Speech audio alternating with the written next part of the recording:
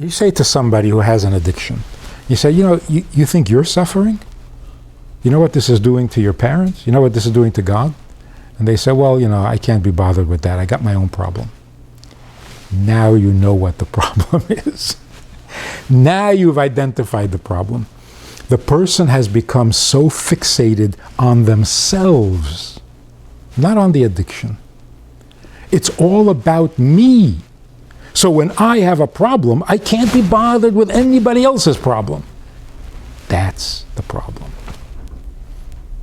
Why can't you have a problem and still be in touch with other people? And still be sympathetic with other people? And still care about another person?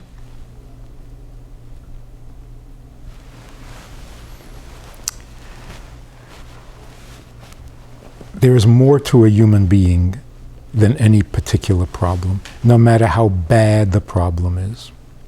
To diminish a human being, even if it's yourself, to just a problem, the problem, this is not, it's not true. It's simply not true. And Chassidus doesn't let you do that. I think this is one of the Rebbe's major campaigns in terms of what the Rebbe's policy or shitta or hashkafa. A human being is an incredible creature. You're impressed that a human being can make a mistake and can do bad things. That's what you find impressive? That's nothing. Look at what a human being can be.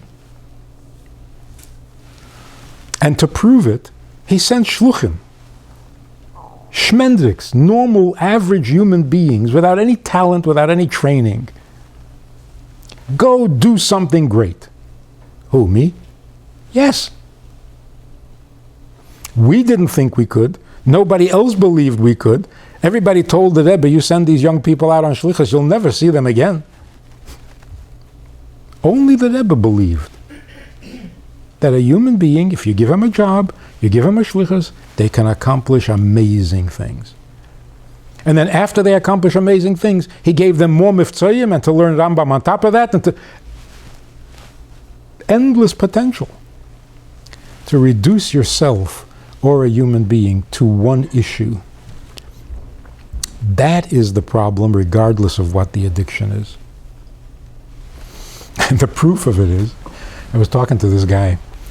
He was a serious addict, alcoholic, and he went through the program, and he's recovered. So he's telling me about it. He says, I used to do this, now I do that. I used to be like this, but now I'm like this, and now I'm like that. Now I do this, so I am much better. I mean, look at the way I was, and look at what I am now, and look what...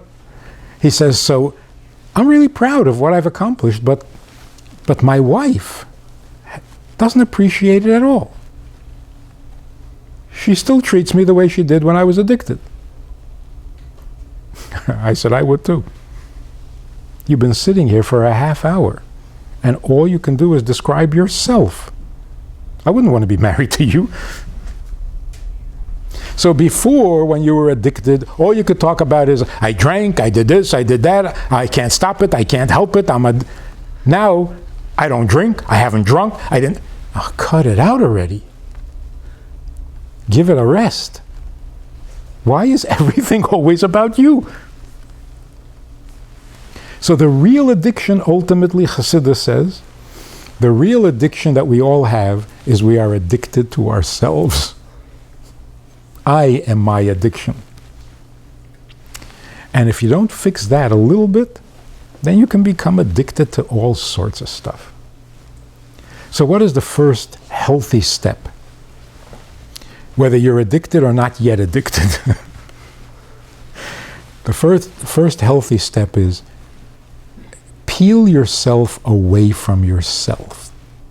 Stop being addicted to you. That's real freedom. There was a woman at Beis Chana who was alcoholic back in the 70s. It was a long story, but she ended up staying at the Chabad house after Beis Chana was over. She had no place to go, and she was in treatment there. Anyway, Purim came, and we're sending out these Purim packets, 13,000 of them, and they all have to be put together by hand.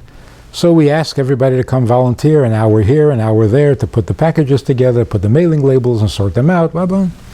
She was living in the Chabad house. So when everybody else went to take a break for lunch, she continued working. We come back after lunch, she's still at it. I said, you know, just because you live here doesn't mean you're a slave. You don't have to be doing this, take a break. She said, no, you don't understand.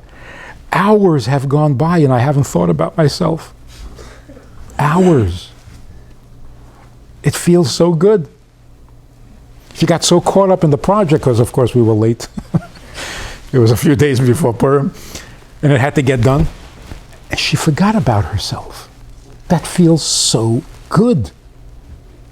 So if we can stop being addicted to the capital I, that is really the ultimate cure. And you don't wait until you're addicted.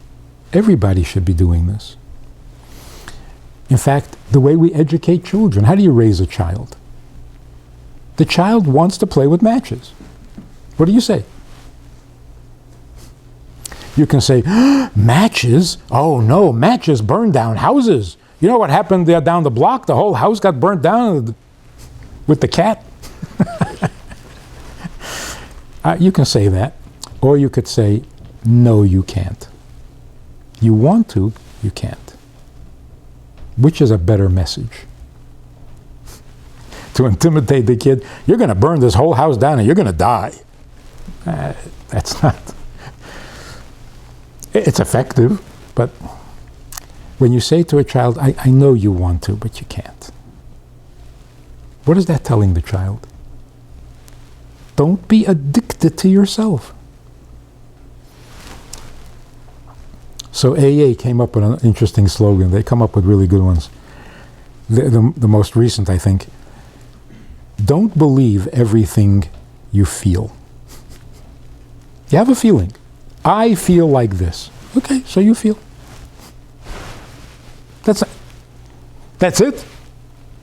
Final answer. You feel. Doesn't mean that that's what you are and that's what you have to do. And that's how you raise children. You don't want to go to sleep. You're upset and you're in a bad mood. That's why you break dishes.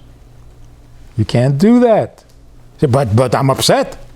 Yeah, you're upset. So, if we can't convince a child of that, they're going to be addicted to everything. There's no freedom. There's no detachment from self. So you, in a sense, you've lost your freedom of choice. You don't have a choice. If that's what I'm feeling, then that's what I got to do. What happened to freedom of choice? Freedom of choice doesn't mean if I don't want you to do it, you can still do it. Freedom of choice means if you want to do it, you can still not do it. That's freedom of choice. So everything Hasidus tells us is basically saying, you want, so stop and think. Is it good? Is it right? Is it positive? Is it negative? Don't be addicted to yourself. That's why Chassidim sat under their tallis for hour after hour after hour, davening all day long. To do what?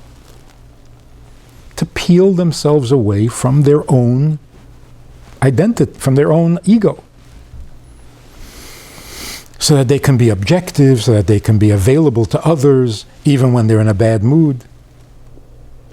That's Chassidus.